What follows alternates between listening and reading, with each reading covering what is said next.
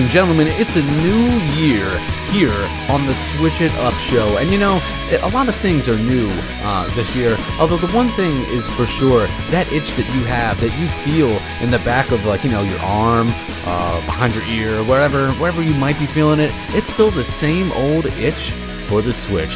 And my name is Glenn, and I will be one of the hosts that's going to be taking you through the wonderful wide world that is Nintendo Switch. But I couldn't even come close to covering all this excellent content, which is going to be covered with not only detail but pizzazz. I wouldn't be able to do that without my help from my dear friend, Mr. Setrap.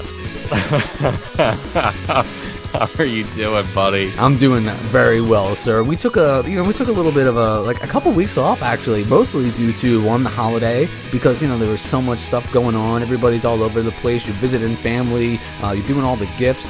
Then we were kind of murdered with snow, and then you and I each came down with an illness. But again, the only illness that I'm suffering from right now is that itch. How about yourself, sir? How are you doing this fine Thursday evening? Oh, I'm doing really well, man. I'm doing well. I'm glad to be back. You sound like you're super well, like you're stoked up. It's great. Oh man, I'm telling you, this music comes on, and you just can't help but be in a good mood. So with that being said, ladies and gentlemen, let's just go ahead and roll out for a minute before we slide on into the inventory.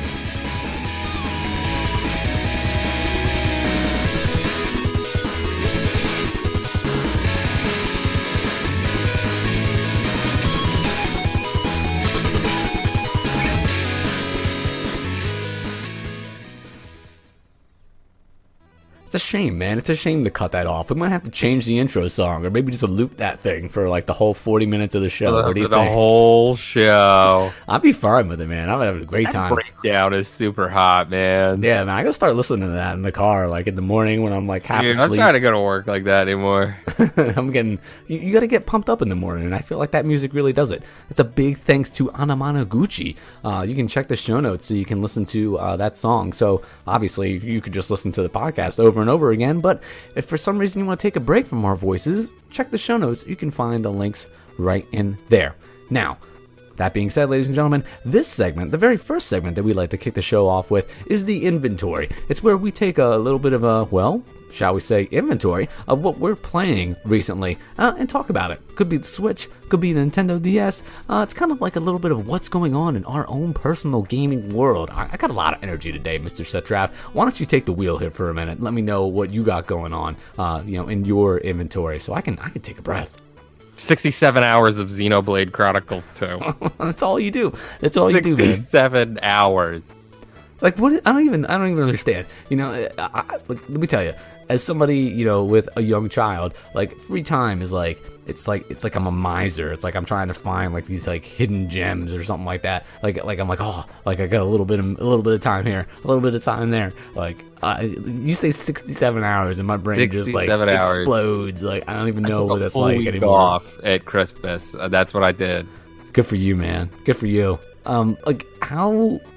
I don't even know. How close are you to beating it? Are you done? Are you done the main story? Are you just messing around? No. I don't know. So the thing about, I think I'm close. I'm in chapter 8 of the game. It's got to be a 10 chapter game. Sure. I would think. I don't really know.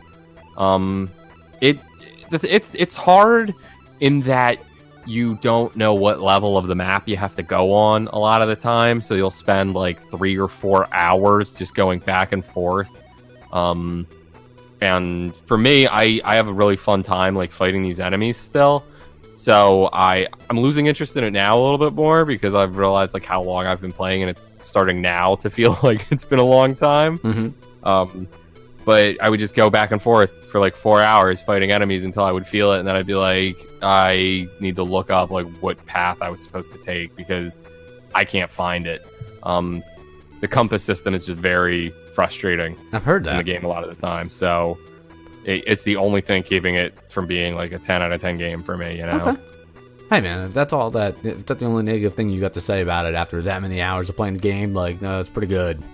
Yeah, the fact that like I get lost, then I'm still like enjoying the time, I think, is a testament to how great the game is. You know, and that's the same type of experience that I have. Like, my recent gaming has really been two things. It's been Breath of the Wild, which I've made like a triumphant return back to. Really trying to focus on not getting lost, because really, like, I love playing that game because there's just so much I can do, and I'm gonna have a blast doing like whatever. It's so relaxing, which is such a different, it really is such a different change from, like, you know, some of the games that we usually play. We talked a little bit about Destiny on our main show, the Preachcast, and don't get me wrong, man, I love Destiny. We're playing with all our friends, we're having a good time, but there's some, like, you know, you know what, though? That game for me is, especially now more than ever, it's more of like a social type of thing, you know, like I want to hang out with everybody, and like the game is like secondary, and now it's even more secondary because it's not quite as enjoyable, but that's the nice thing about Breath of the Wild, man. Like, I can play and I'll just have fun no matter if I get anything done or not. But the thing is, I'm trying to force myself to beat the game. I want to beat the game.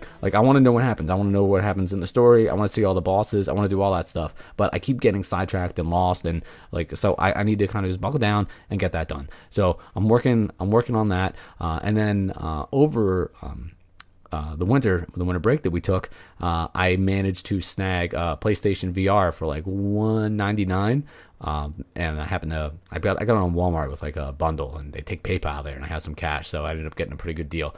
And I've been messing around with PlayStation VR, and it's pretty cool, man. It's a lot of fun. There's a lot of like story driven games, like where it's you basically, like, you know, you're in the first person, and there's like mysteries are unsolving. There's a ton of like horror stuff, which is super creepy. Did you say mysteries are unsolved? Is that what I said? Is that what you said? Yeah. Well, no, like I'm playing one. It's called like oh my god. It just made me think, like, what if there was like an Unsolved Mysteries VR game? Like, that would be amazing. I'd be totally in. You're Robert Stack. I'd be fine with that. You wear the trench coat. I wear the trench coat. I have the steam. I put street. I put the hat on. I have a cigarette in the hand. Oh my god! I'd be like, that's it. You have to do the intro. You have to call our hotline. Read these cue cards. Could save a life. Your agent's on the phone. You have to. We have our agents standing by. Dude, I'd be in. But no, I'm playing this game called The Invisible Hours, where it's like it's basically just like a murder mystery, but it's awesome because you're walking around and like all these characters are interacting with you, and it's, you know, it's a mystery. It's not quite horror, but there's some really creepy horror games on there. And the PlayStation Network is just like throwing deals left and right lately with their like winter sale. They're on week 5 of the winter sale, and let me tell you, like, Nintendo did step it up over the winter break. I managed to grab Stardew Valley on sale, but there wasn't really that much like on sale for Nintendo. I was a little bit. There were a lot of games, but you know, nothing like shocking. No, like, amazing deals. A little bit off of a lot of things. But anytime you're going to save money, that's good. But yeah, that's my a little bit off of a lot.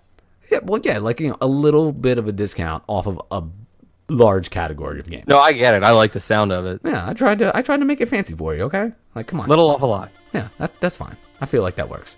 So, ladies and gentlemen, let's go ahead and jump right on into potent power-ups. And we're going to give you, a little bit of a lot, because the Nintendo Direct was actually out today, Thursday, January the 11th, and the 11th, excuse me, and they released all types of stuff. So I'm just going to kind of go down the list here that Mr. Seth Trav so politely assembled for me, and we'll kind of just like shoot from the hip on it, kind of talk about what's coming out.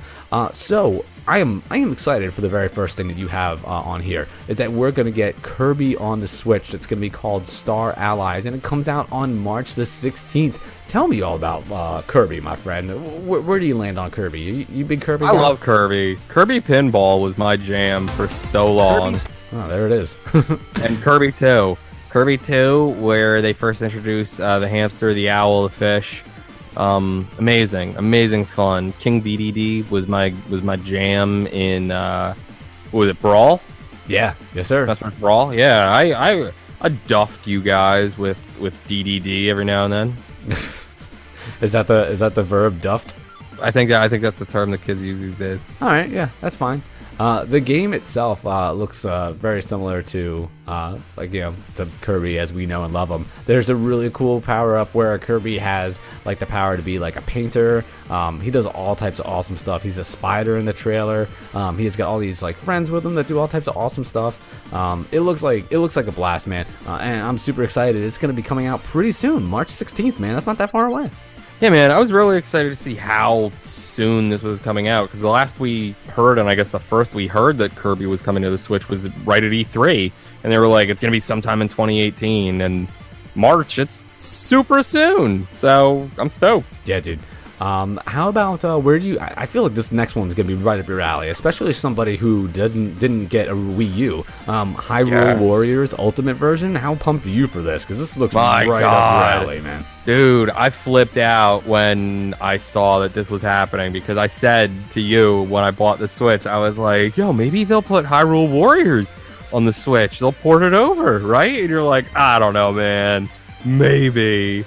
They're giving you Hyrule Warriors from Wii U and the 3DS, and you're going to get all the extra DLC content. 29 characters, the Ultimate Edition. I am so stoked, because my girlfriend and I love the Dynasty Warriors games. We played through Dynasty Warriors 8. We basically bricked the old PS2 playing Dynasty Warriors 6, which was awesome to see happen. Too many enemies on the screen. So to be able to play through Hyrule Warriors, it's Zelda Dynasty Warriors with my girl, because obviously you have two controllers, because the Switch is awesome like that. You're always able to play with at least somebody. We're super stoked on it. I nearly called her in the middle of work. So stoked. That's awesome, dude. I don't know if I'm quite as excited, but I'm almost right there with Mario Tennis Aces. I love me some Mario Tennis, man. I feel like love the Mario Tennis. Yeah, dude. I think it's a lot of fun. Nice to just pick up and play real quick. And I think it's awesome that this one is gonna have boss battles and a story mode. Like, yes, dude, like, it looks so cool, and I love that they're all wearing like classic like polo shirts now. Yeah, dude. It looks awesome. Mario Tennis was always kind of like, I feel like the forgotten stepchild of the Nintendo games. But I always thought I prefer Mario Tennis to Mario Golf. Dude, you know, I'm with you, dude. I'm with you. I really do dig a good Mario Tennis. It looks a lot like Disc Jam, if you caught that on PS4. Oh, Disc Jam, yeah, you were ungodly at Disc Jam. Dude, that was it. I could have e-sported Disc Jam. You should have e-sported Disc Jam. You'd be living like a kid. I went online and challenged strangers for a while, and I tore through them. I'm telling you, man, I did the same thing where it was like 12 matches just back to back, nothing but V's. You're like, one day I went online and beat children this game. I'm the best. I did. I was like, child, you don't even understand. This was basically Tron. You're ridiculous. So since you're getting one Wii U remake, you're also getting another with Donkey Kong Crystal Freeze. So that's pretty neat that it's coming out to the Wii to the Switch. Again, if you didn't get a chance to play it on Wii U, you're gonna get an update right now. Dude, I'm gonna get it, and it's got the boy Funky Kong. Yes, it does. Who, like, the trailer makes it seem like he has like the power of a dev or something like that. Like he made the game himself, or he's just like, I can float forever. Don't worry, don't mind me. I'm funky. He looks different. It looks different, man. I don't know if I'm gonna grab that, because I still have the Wii U and I have Donkey Kong Crystal Freeze. Like for me, I'm like, man, not so much. But it's cool that it's out there, because it's gonna give people the opportunity to play. I'm getting it. You have to, man. But one thing that they're giving pretty much anybody who has the game for free, there's going to be an update to Super Mario Odyssey called Balloon World. It looks pretty neat, man. I'm excited. Dude, it looks like so much fun. Right? It's going to be pretty neat. I like the hide and seek. It's like global hide and seek. Yeah. You can either like choose to hide a balloon and then see if somebody finds it. And you gain points, it looks like, based on how long it sits there being unfound. And then you can choose to, go be a seeker and just find and pop people's balloons. Yeah, man. It looks super interesting when they're showing you like how it's done. And then you get some new suits too. Yeah. It looks like a lot of fun. And then lastly, there's a lot of mature rated content coming out. We already have Doom out, which I think is pretty sweet that we have that on the Nintendo Switch. Payday 2 is coming out on February 27th. Payday's like that game that I played the first one, I feel like on PlayStation 3 at this point. Yeah. It was neat, but like I wasn't like enamored with it. But there are people out there who go crazy over it. Dude, personally, I'm not a big fan of the Payday games. But the fact that Nintendo is having such mature content now is great. Not necessarily because of the fact that it's mature, but it's the wider breadth of gaming. They're hitting all the markets now, and they're really opened up to sort of other people. Third-party devs are really getting into Nintendo again, which is amazing. Yeah, the system is doing so well that like it's really become almost impossible, I feel like, for all these developers to ignore it. You can't sleep on it. No, you can't, man, because everyone's buying it, and at the moment, Nintendo can kind of just like print money. So I think it's great. My stock is soaring, dude. I'm telling you, that thing has gone up. They can do no for the moment.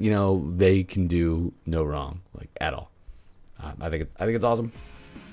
Speaking of awesome things, sir, why don't we take a peek at the next segment here? We're gonna go ahead and just press continue with the rest of the show. This is the segment where we like to talk about the releases that are coming out to the Nintendo Switch. All of these are actually released today, January 11th. You can find them over in the eShop. And I'm going to go ahead and start it off here, and we're going to do The Escapist 2. Now, I have not really checked out The Escapist, the first one, but that being said, I do know it has to deal with like escaping from a prison. In the synopsis here, it says, take the ultimate prison break sandbox anywhere. Bust out anywhere with anyone on Nintendo Switch. Team up with another inmate for two-player local split-screen mode, taking a Joy-Con each to either team up or break out or work against one another to determine who's the quickest convict to make an escape. This game seems You like... are Michael Scofield. Yeah, right? It seems interesting. For some reason, though, like it never really just seemed like it was for me. But if you like that type of retro style graphics and you really like having like a large inventory, to me it kind of looks almost like a Zelda Escape from Prison game. So that being said, for me, I'm not totally into it, but it is like a lot of people really like this series. They love the first one. I'm sure they're gonna like the second one. $19.99 over on the eShop. The Escapist Part 2. I'd be there. Yeah, man. Next one up. I think that this game has been released on like every console. Yes. I think. I'm really not sure. It's Super Meat Boy. It currently available is $14.99, and you get 20 points on the Nintendo eShop when you pick it up. If you don't know Super Meat Boy yet, it is an insane kind of bloody platformer. It's an awesome platformer. It's difficult, like Mega Man level, I want to say. A lot of fun though. A lot of fun. Little mature. It's rated teen. Ooh. So Okay. check it out. $14.99 if you haven't seen it yet. Awesome, dude.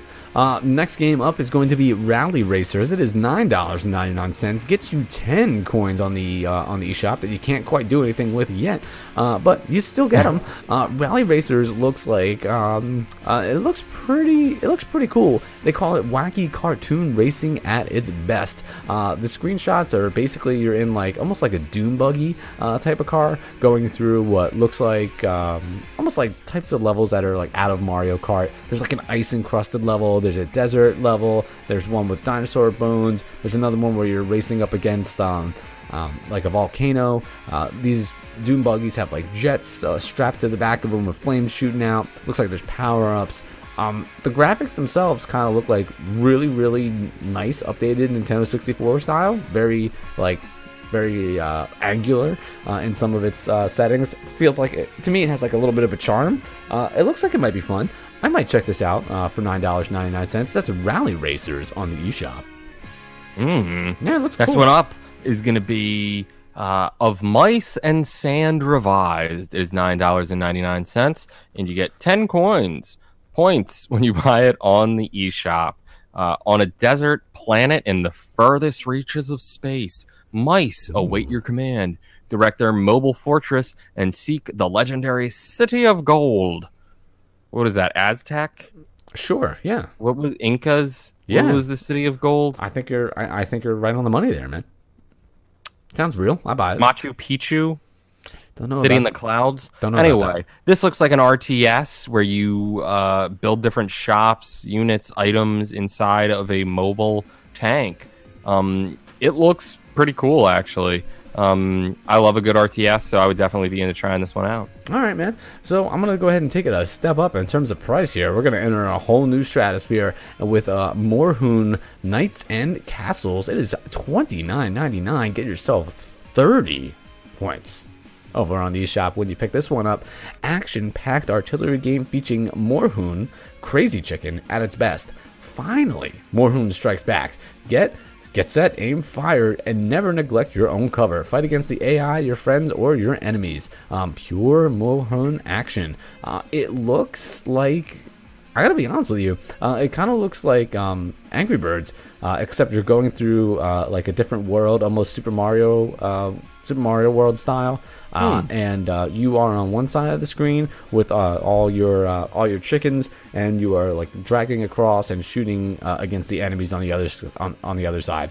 I gotta be missing something.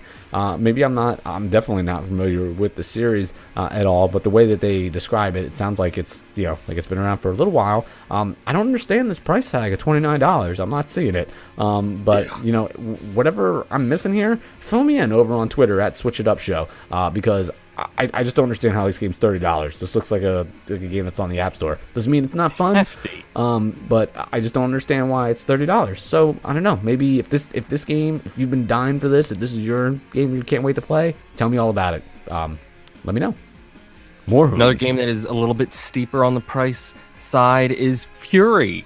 It is $19.99. You get 20 points when you buy it on the eShop. You were captured. Look what they've done to you. The jailer is the key. Kill him, and you'll be free. Fight your way in this ultra-responsive, fast-paced sword fighting and dual-stick shooting game. I played Fury on the PS4, and I want to say that it didn't look the way these screenshots make it look, so this might be a little bit different. It was interesting, from what I remember when I was playing it. It definitely looks good. I'm really into the style of it. Very sharp colors, very modern kind of techno feel. Check it out if that's your vibe.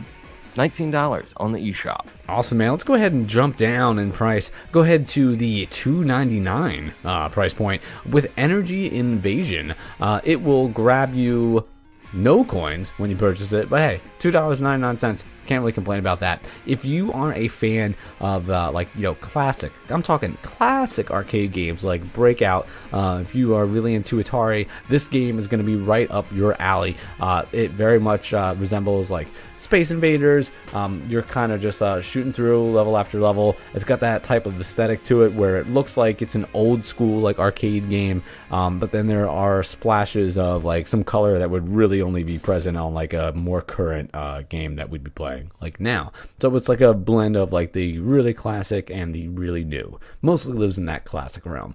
Basically, if you like old school arcade games, you might want to check out Energy Invasion for $2.99. You really can't go wrong if that's your thing. Could be, my guy. But I'll tell you what was a lot of people's thing. Drawn stick figures, back in the day. So for those kinds of people who maybe still enjoy a good Stickman, draw a Stickman Epic 2. It is $6.99 on the Nintendo eShop, and you get 10 points when you buy it. Get ready for your most creative adventure yet. It looks like you are bringing your drawings to life and embarking on an awesome story-driven adventure where you create and save drawings in your sketchbook and use them throughout your adventure. It's an adventure puzzle game. I definitely would be into playing something like this because it looks like you get to actually draw up and design things. Like one of the things you have to do is like draw your sword, and you get to like color it in and stuff. So there's a lot of opportunity, I think, to have some real like goofy fun with this. Hopefully you stay on the safe side, have a good time with it. It is Draw a Stickman Epic 2.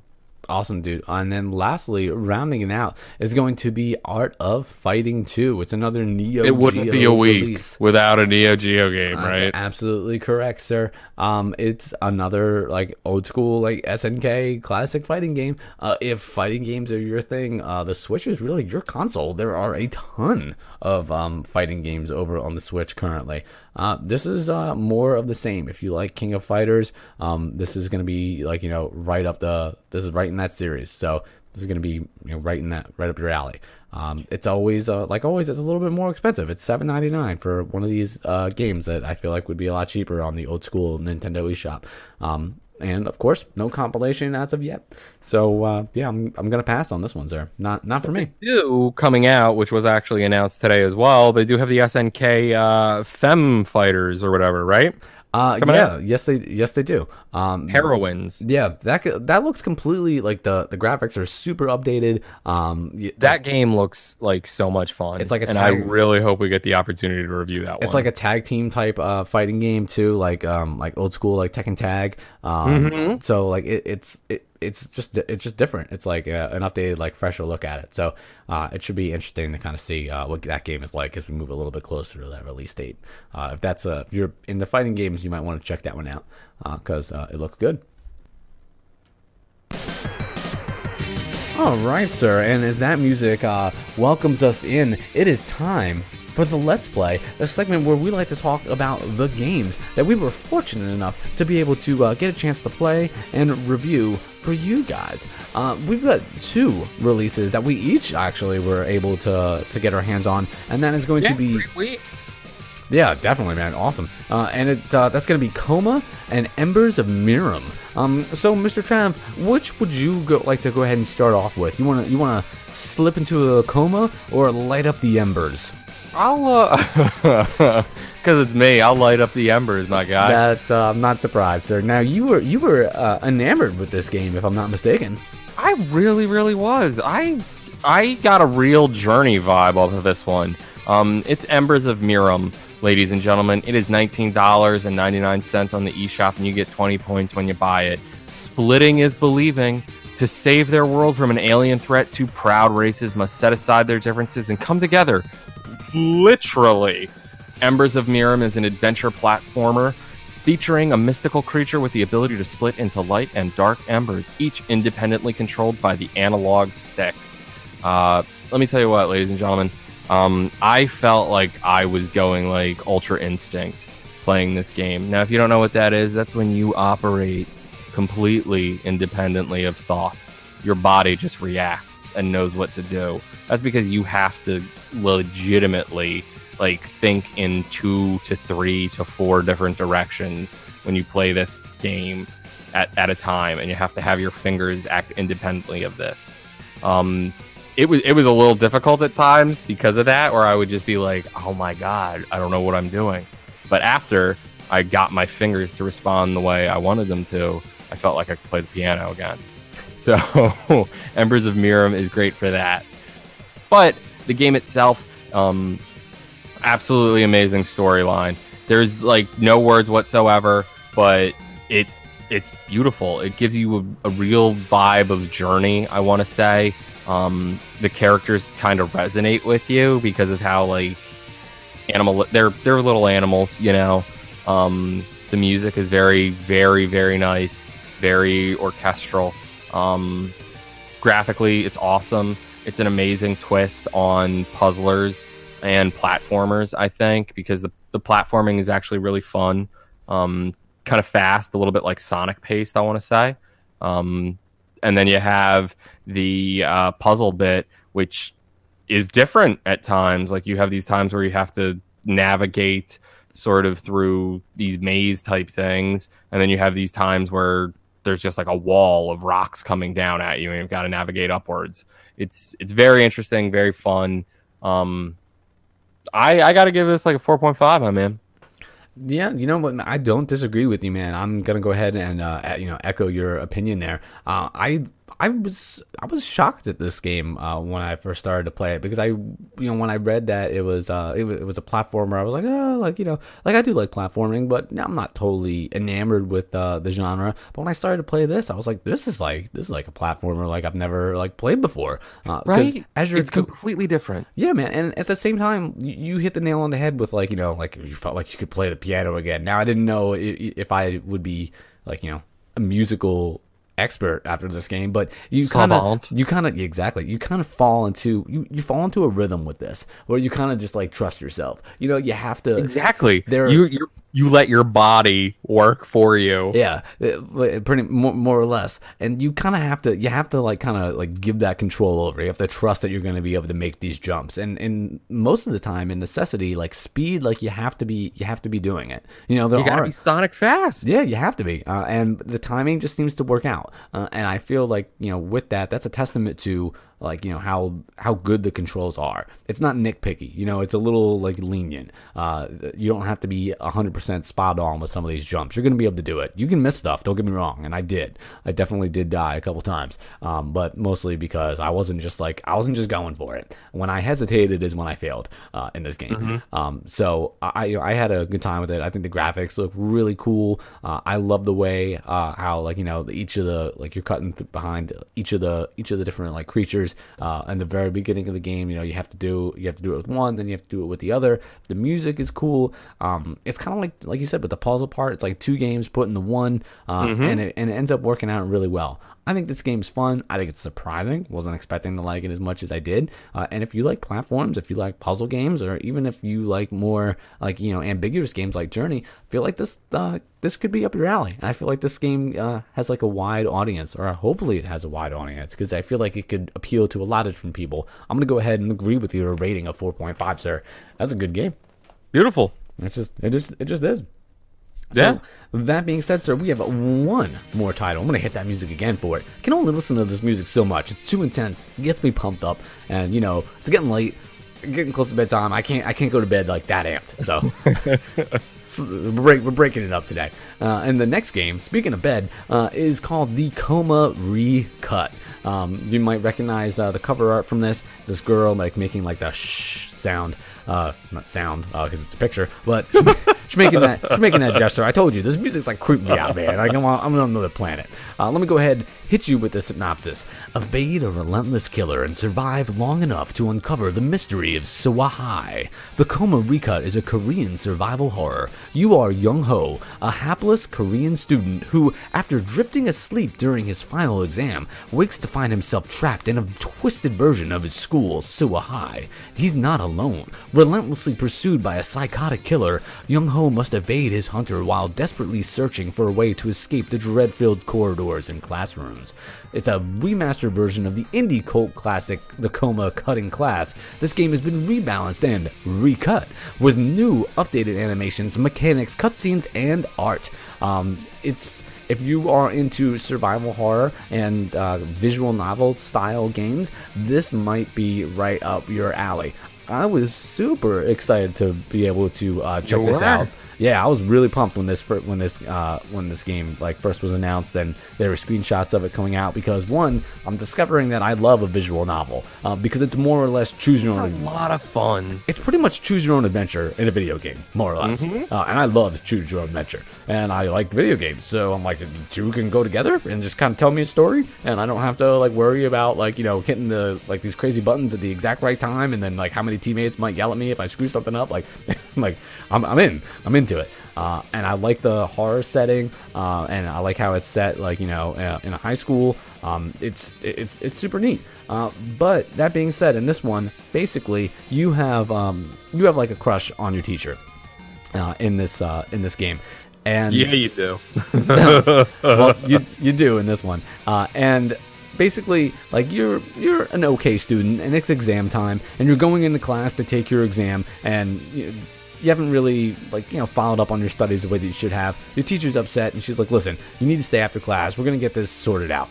So you go to take your exam, and you kind of pass out, and you fall into like this coma, if you will. And when you wake up, like everything in the high school is like creepy, very like, it's got that like Stranger Things vibe to it. It's all types of scariness going around. You have a Got flashlight. that Silent Hill vibe. Yeah, a little bit. You got like a flashlight going on to guide you around through the hallways. And every once in a while, your teacher shows up as like this like demon version of her. And she's like terrifying, like she's coming after you. But the one problem that I had with this game is that for me, like I didn't really run into her like in her demon form all that often. I thought the music that sets the tone is pretty good, and like, you know, the graphics and the atmosphere, like everything's there. There's all types of creepy little notes that you come by. There's some like weird drawings like in blood written on the walls. It's like hitting a lot of the right notes. But the one thing was like I didn't feel like I like the survival horror games because like I feel like a little bit of edge to it. You know, I feel a little nervous, like, oh man, like is this like, you know, when is the monster gonna pop out and like scare me, you know? And I didn't get that feeling that often in this game. I didn't really feel like, because she didn't come out that much, you know, like, so to me, and that was just my experience. Maybe you saw her more often than I did, so hopefully you did. But because like she didn't pop out as much, I'm like, I don't know, I just wasn't, you know, I didn't have that like fear there. And like, don't get me wrong, like I'm not looking for the game to like give me nightmares and be super like terrifying, but like, you know, even just the jump scares, like I want those, you know, or like, you know, those moments when you start to go around the corner, and even if they're not like real jump scares, like even if it's just the music getting more dramatic and it's like, oh man, is something gonna happen, like I want more moments like that. Doesn't need to be like cranked up to a 10, but because that part wasn't there for me as much, like it made it harder for me to kind of buy into like the character being scared, because I wasn't scared. I didn't feel like there was that much at risk. I felt like I was more like doing almost like a hide and seek, like let me go find all these notes and like uncover the story, which is cool. I want that part, but I also want to be nervous while I'm doing it, you know. It was also some weird parts with the controls. Like for the most part, it's pretty straightforward, but every once in a while they kind of hit you with an explanation of like, you know, how to go through the inventory or how to like, you know, activate certain things, and they just show you in picture form. You know, like it's strange. And now that might be because it's in a bunch of different languages, so maybe they didn't want to like translate that many times. It's only in 3. It's in English, French, and Russian. So it's in a few. You can't fit Russian on that screen. No, I guess not. But like, I don't know, some parts of it were a little tricky. I love the part where you can buy power-ups through the vending machine, because you find money all over the place, and I think that's really cool because in the different vending machines there's all types of different power-ups that you can get, and like, you know, different like materials you can take around with you, like different flashlights and stuff like that, different food you can buy that like, you know, modifies your character. I think that's really cool. But it's just not scary enough for me, man. For survivor horror, there just wasn't enough horror here. I still like the story and everything though. I'm gonna go ahead and give this oh man, like I really want to give it like, you know, if this game was scary, like this would be, I'd be up there like 4.5, like that'd be great. But it's just not scary enough for me, man. So I'm gonna ding it a little bit. I'm gonna give it a 3.5, and I'm sad to do that. 3.5. I want to give it a 4 or something, but it's just not. Survival horror needs to be more horrific. It wasn't scary. It wasn't scary for me. That was my only problem. And maybe tell me about your experience with it, man. Like, did you run into her more often than I did? So here's my thing. You kind of hit it, but you went more along the lines of you wanted it to be a survival horror game. But you started out the review saying this is a, you know, visual novel. Yeah. And that's how I took it. I took it as it was, you know, more of a, you know, choose your own adventure type game. I thought it was really funny at times. Yeah. I definitely enjoyed the humor aspect of it. And where you seem to like not enjoy the fact that you didn't see her that much, I really maintained that feeling of dread. And I think it might be because once I was playing it with the sound on, but once I realized like how sort of light the sound was, I put my headphones in to play it, and that I think really helped immerse me in the experience of it more. So I was constantly thinking like she might pop out. She might still pop out. I don't think I did see her that much, but I think it was really, really successful because it constantly had me thinking like she might pop out. She's going to come get me again. Because the time she did pop out, there was one time where I legit like kind of threw my Switch a little bit. Like it definitely fell out of my hands. And then she's just like slashing at me. And I was like, oh my God, what's this? But then, as you said, like the controls are a little frustrating. At least for me, I had a kind of frustrating time with them. I felt like it wasn't responding very quickly to what I was saying or trying to move or do sometimes. I feel like an update, like a patch, may come out for it soon that would alleviate it, because I definitely feel like it was not reacting when I was telling it to do things. Yeah.